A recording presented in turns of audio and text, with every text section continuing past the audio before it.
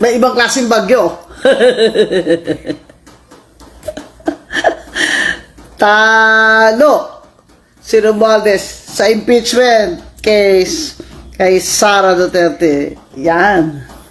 Yan pa naman ang gustong-gusto niya mangyayari para makatakbo siya at manalo ng president. Alam niyo naman, ang style ni Martin Romualdez, di ba? Disqualify the enemy. Di ba? Kaya sa district niya, wala siyang kalaban, pinadisqualify niya rin. Oh, wala pa kayo ha? Ay, ano ba, nasaan na ba mga tao? Bagyo-bagyo. Bakit dun sa, sa post ko na hindi live ay 537,000 ang views. Dito sa live, walang tao. Teka muna, antayin natin sila ha. Alam niyo tong bagyo na to. Ito yung bagyo na protracted. Ay, slow connection kasi tayo. Protracted ba? Yung parang, dahan-dahan, pumasok yung isa, tapos akala natin wala na. Tapos, andyan na naman, lumakas na naman, tapos, umina na naman. Ito naman, pangatlong bagyo na pala to. Talagang, pero itong bagyo na humampas kay Romualdez at kay BBM, bang klaseng bagyo ito dahil Supreme Court na talaga ang humampas sa kanila. Kaya siguro baka ipa-refund na lang yung mga congressman na nagpirma.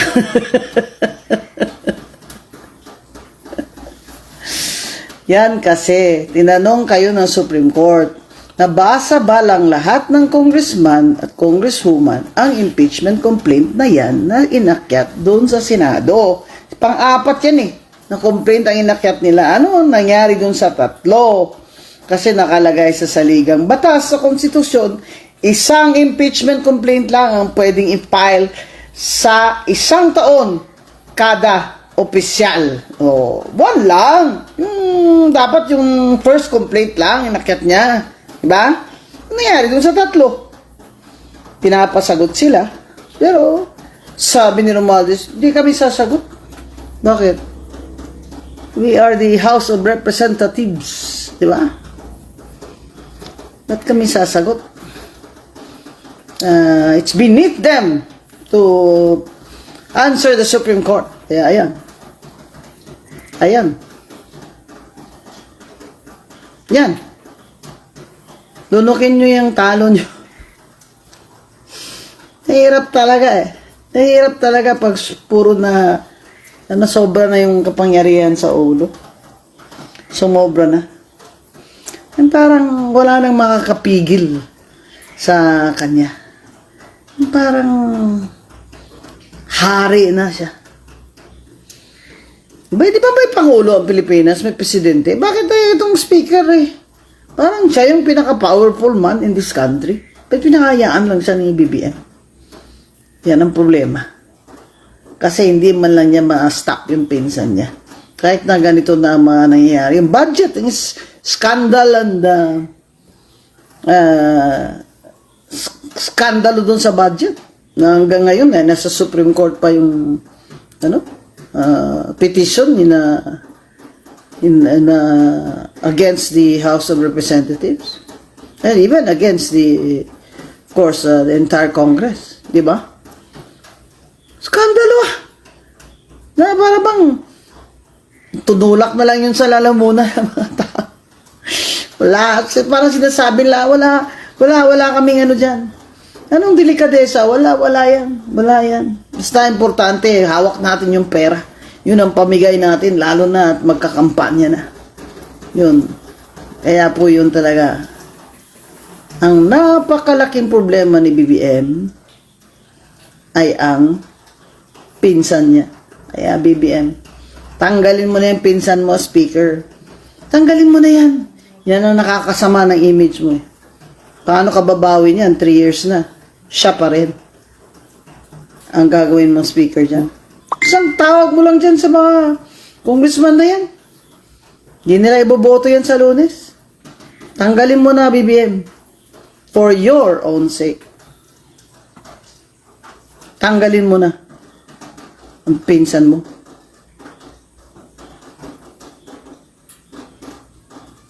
Ayan na. Dineclare na ng Supreme Court na unconstitutional ang impeachment complaints kay Vice President Sara Duterte. Nakasaad po kasi sa ating saligang batas, ang konstitusyon, na ang impeachable officers, kagaya ng Vice President, ay pwede lamang ma-impeach minsan, once lang, sa isang taon, bawat opisyal na impeachable. At ano po ang ginawa dito ni Speaker Romualdez? 4 na complaint po ang pinagfa-file sa isang taon. Hindi lamang 2. 4 talaga. At kaya sagot ang House of Representatives at ang Speaker ng Supreme Court. Sagutin ito mga katanungan ito. Ano nangyari doon sa 3 impeachment complaint? Bakit itong pang-4, ito yung inakyat nyo doon sa Senado? Bilang itong complaint na siyang basihan ng paglilitis o impeachment. Nasaan ang 3? Ano nangyari sa 3? Anong nga komite ang nagpasa nito? Sinabi pa ng Supreme Court, sagutin ni Speaker. Nabasa ba ng lahat ng congressman at congresswoman ang impeachment complaint na yan bago nila pinirmahan? Di ba may narinig tayong mga haka-haka dyan, pero palagay ko totoo yun, na pinatawag daw ang mga congressman na mga majority, mga congressman na under the thumb of Speaker Romualdez, pinatawag daw at dun sila nagpirmahan. Yung mga hindi pumirma, yun yung hindi pumunta o hindi pinatawag. Kaya, ang tanong ng Supreme Court, nabasa ba ng lahat yung impeachment complaint na yun? Yung pang-4 bago yan pinirmahan ng mga sumangayon? Hindi na po sumagot. Yan ho ang problema. Kung ang ating House of Representatives ay sinasabi niyang siya, ang Speaker, ay hindi po niya sasagutin ang Supreme Court. Abay, ngayon ka lang makakita ng sabi democratic na bansa na ang House of Representatives ay ayong sumagot sa Supreme Court. Sa Amerika na. Pag pinapasagot ng Supreme Court, sasagot talaga lahat ng mga opisyalis ng gobyerno. Aba, ito talagang saksakan na talaga ang kapangyarihan ni Speaker Romualdez sa ilalim ng administrasyon ng kanyang pinsan ni President BBM. Ito ay isang dagok na naman, hindi lamang dagdagok ito. Saksak ito sa dibdib ni BBM ang ginawa ng pinsan niyang Speaker of the House. Sa pagmamadali nilang talagang tanggalin si VP Sara para wala na siyang kalaban sa 2028, ay lahat ginawa nilang basta, mapadali lang.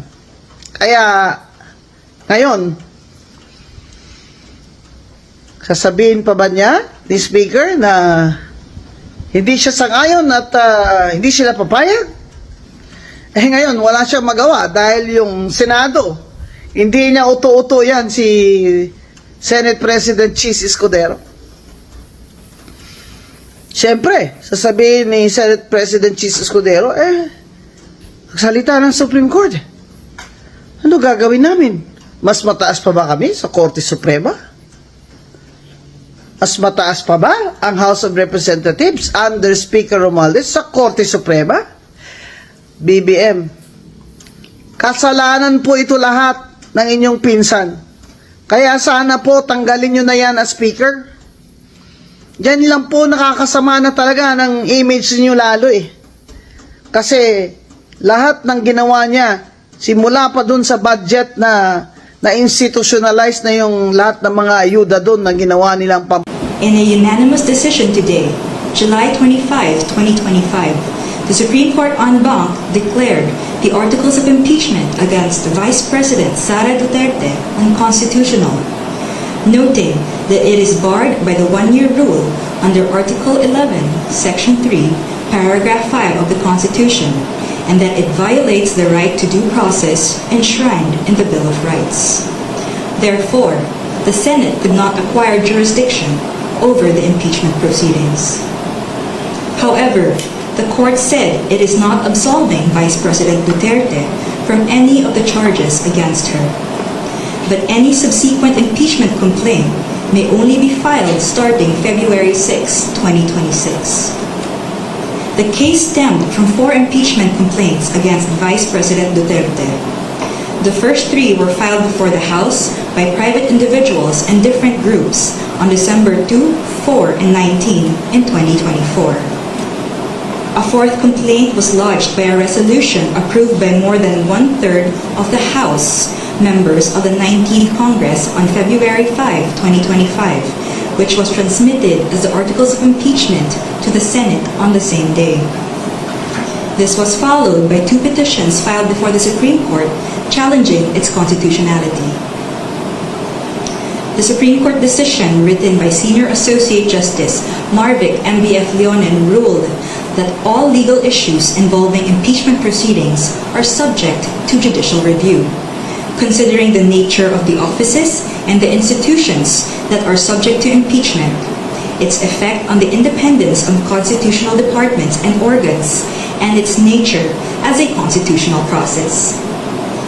The impeachment process is primarily a legal and constitutional procedure, but with political characteristics.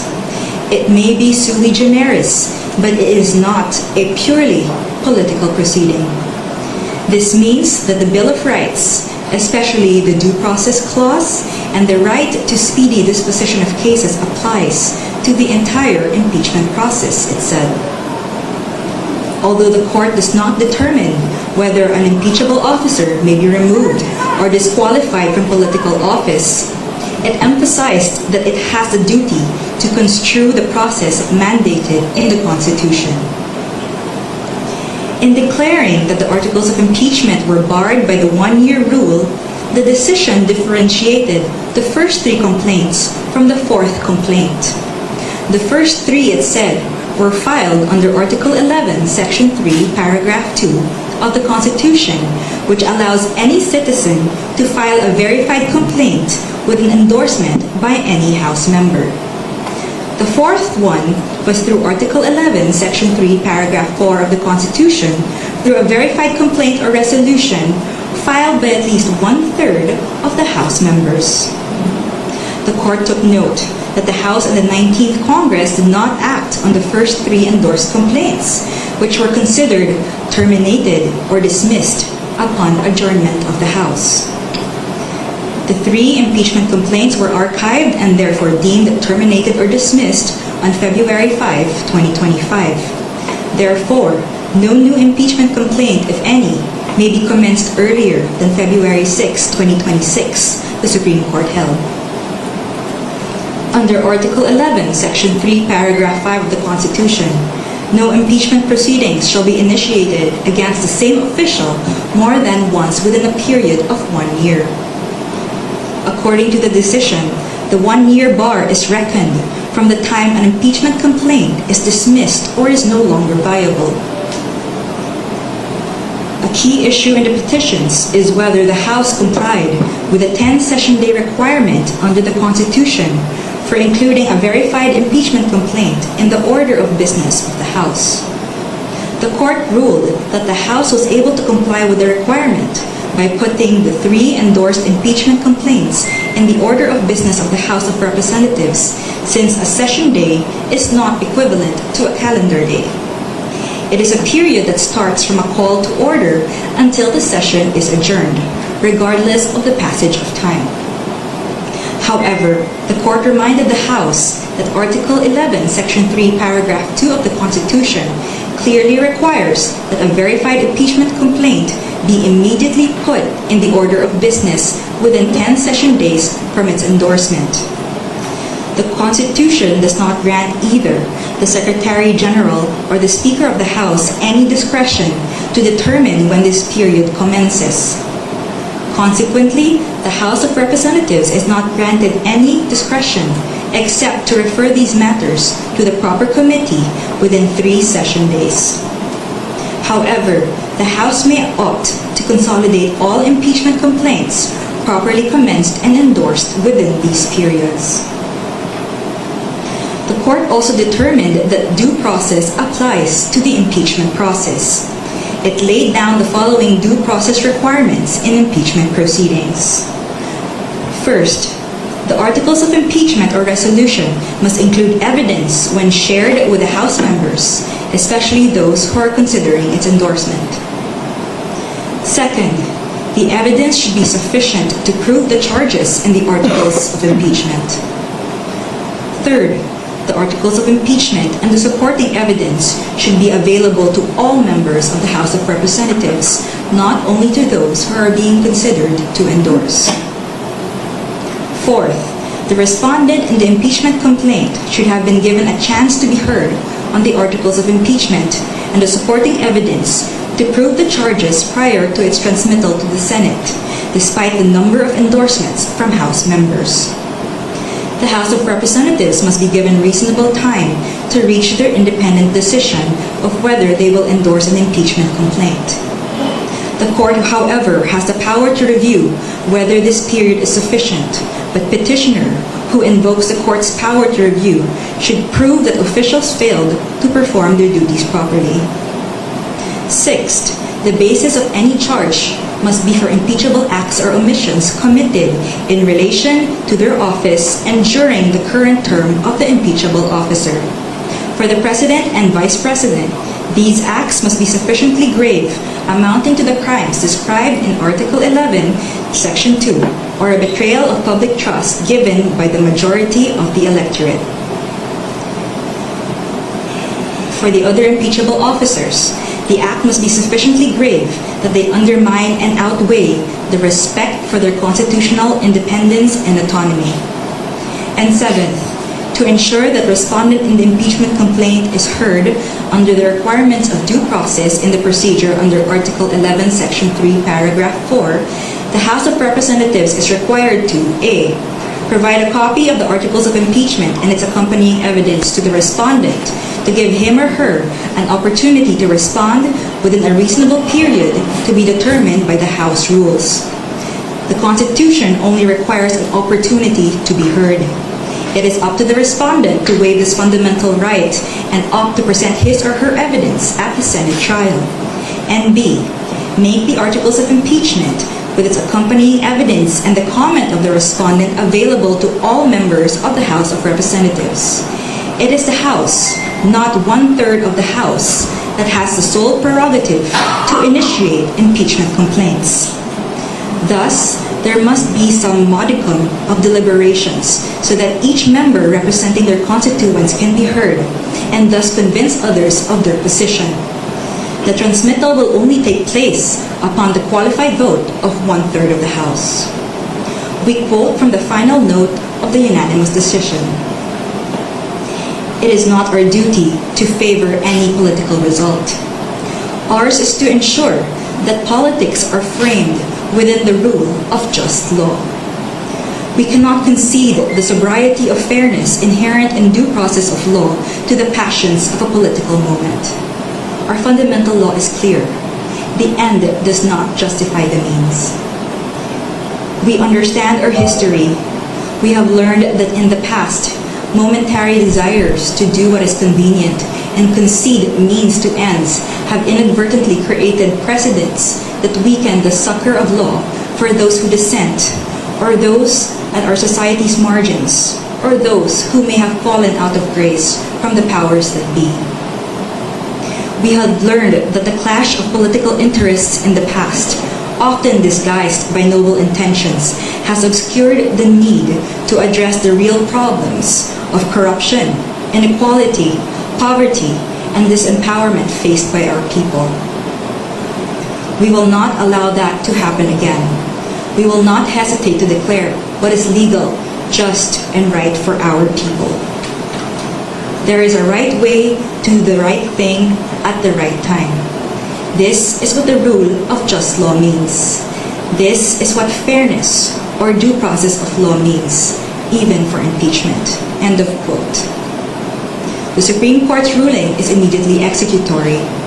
It shall be deemed served on the petitioners and released upon publication in the Supreme Court website and receipt of the parties of their digital copy in accordance with the guidelines on the transition to electronic filing in the Supreme Court. We urge everyone to read the full text of the decision and the concurring opinions.